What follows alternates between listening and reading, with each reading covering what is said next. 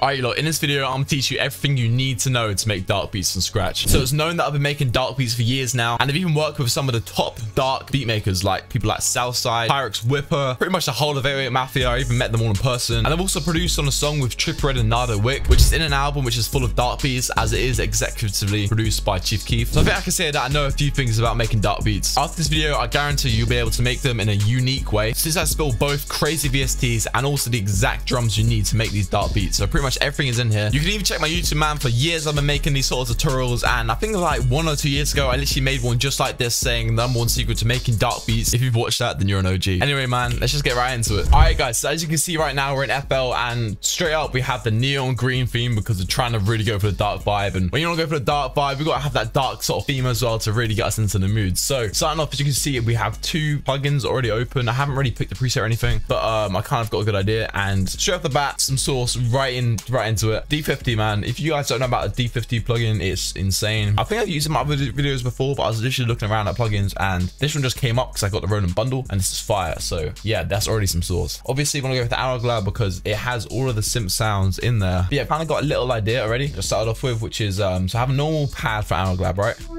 And what I thought I could do, so what I've done before, is you get a crystals or like a crystallizer, for example, something like this, and then you play a note. You hear that? So obviously dark beats, man, we got to play with the 1 semitone difference. So G and G sharp and D and D sharp for this instance is what we need to use. So, and saying that, we're gonna put the BPM up. So I'm gonna put the BPM up to like 162. There we go. Bring that over. Very nice and repetitive. So what does that sound like with crystallizer?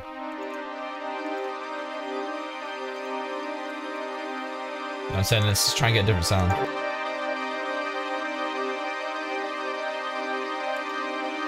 Whoa. Okay, here we go, man. Here we go. This is what I mean, man. The crystallizer on like a dark pad. I ain't really seen that in these videos, man. This is some sauce, exclusive sauce, man. All right, now I'm hyped. Russ. There we go. Already, man.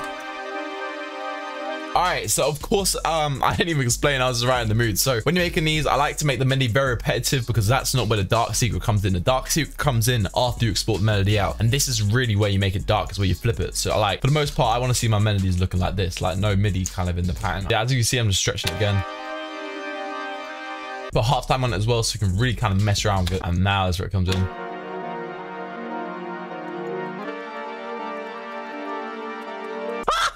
That's what I'm saying, man. That's what you need. Export it out, halftime, and you just bring it up. Now, next thing I'm gonna do, I want to export this out. Also, what we can do is we can click this little thing on the top left, click make unique, and then I'm gonna bring this double speed like so, and make it to a different mixer track. I'm gonna go straight to Portal. If you guys don't know Portal, then you clearly haven't been making dark beats. This is literally the go-to for dark beats. And then the go-to bank for that is Grain Synthesis by HZE. Crazy bank. Should go check it out. Shout out HZE. Because that is why it is a hard bank. You hear that already? Let's just try and find a little preset from there.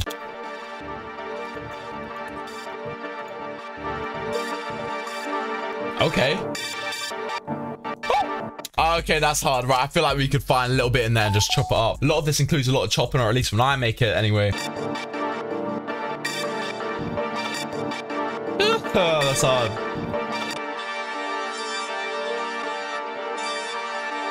All right, so since we want to make this like a separate sound, I'm gonna get some effects on this. So I'm gonna go to a reverb. I've got a nice little sort of chain that I normally use to make the sound sound like they're a whole different sound. So the first one being a reverb.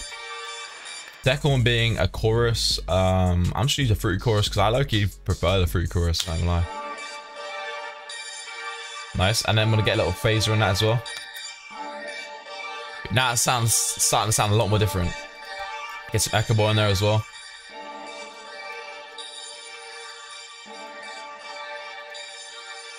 Now what we're gonna do is I'm gonna make this more stereo, so I'm gonna go through stereo shaper. Nice little counter melody right there. And for this section, we just bring it down. There we go. Right, now we have a nice little basis for a melody. Now I wanna go through D50 and try and find a nice little sound to put onto this.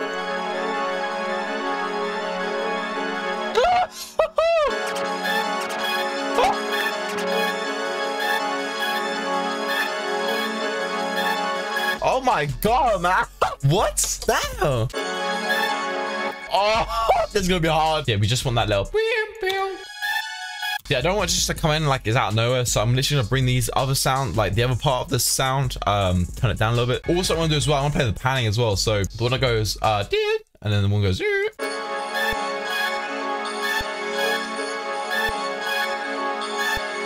now I'm hearing a bell.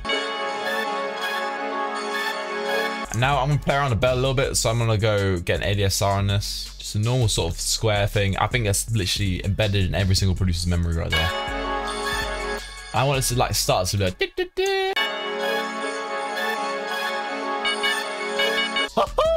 there it is, man. So we're gonna mess around with the velocity down in here, and then we're just gonna pan it left and right and bring it out even more. And now we're just gonna get some few little sounds of synth to really finish this off, maybe some accents and stuff. That's what I mean, man. Just really finishes it off. Oh, man, how that comes in and just really fills in that pocket. That's hard.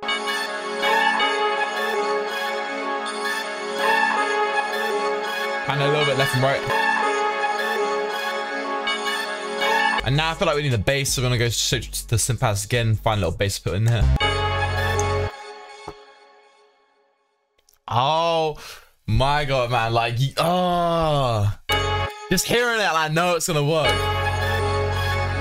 That's why I like to do a lot of my basses. I like to add this little gap that adds a lot of tension to when the next part hits, because space is really good for your samples. Believe it or not, having nothing in a sample is good for the sample.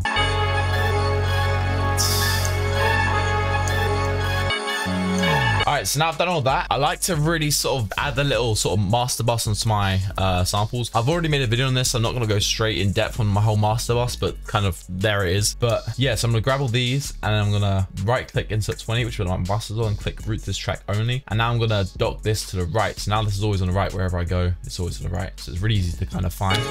Obviously, we don't want the bass in there, so let's just put this back into the master. What this does is this means that I can mix all of the sounds in one, because if I put it onto the master, for one, it'll go over all of my beat, and for two, it'll go over my bass as well. And I don't want like detuning my bass or like compression and all that stuff. So I like to make a separate bus for everything else to go to.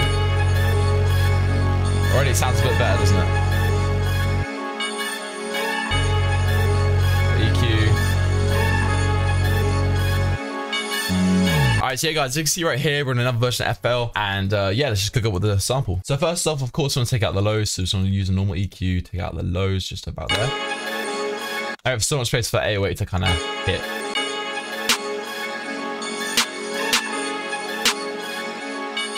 It's hard.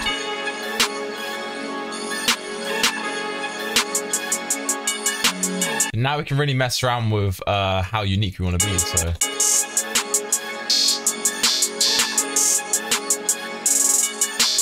It's something that Southside does as well. Is at the end he likes to use a little bit of third beat, so like he likes to change it from like chord beat to half beat to third beat on the rolls.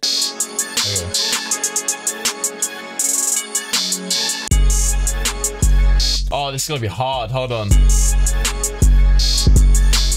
do with this is you have to have a lot of like repetition. So as you can hear, the hi-hat's quite repetitive, airway is gonna be quite repetitive, the melody's gonna be quite repetitive. That's really what kind of keeps that sort of nice bounce to it. Oh, we got lucky for this one. Hold on. Maybe like add some sit roll. Ooh.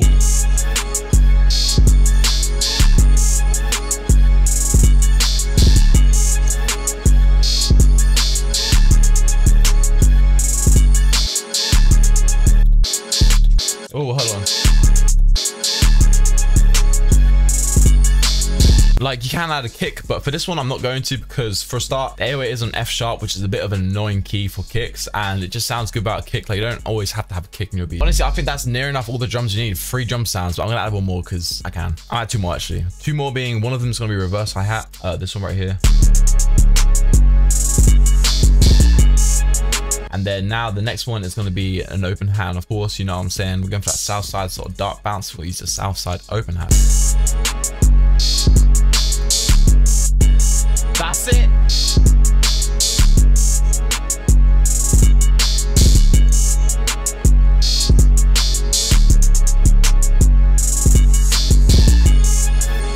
Oh, it's going to go dummy. Oh my.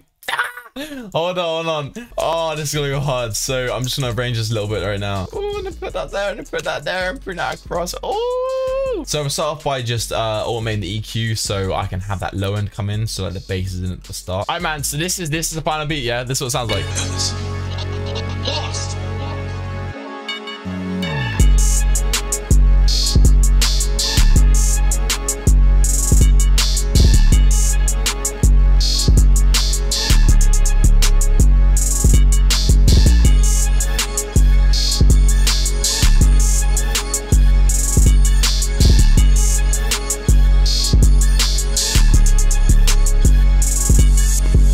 Man, that is a beat. So I think some things to take away from this is, of course, to make these melodies you have to have a simple MIDI, and it's really how you flip it when you've recorded it out. And as you can see, I left a lot of space in both the melody and the drums because you want to have an artist on at the end, right? Like, it's so cool to impress your producers, but most of the time an artist hits it, they're gonna think, what the hell is this? So but yeah, anyway, that's how you make dark beats from scratch, guys. If you enjoyed learning from this video, be sure to leave a like and subscribe. Let me know what you guys are down below, and yeah, I'll catch you on the next one. Peace.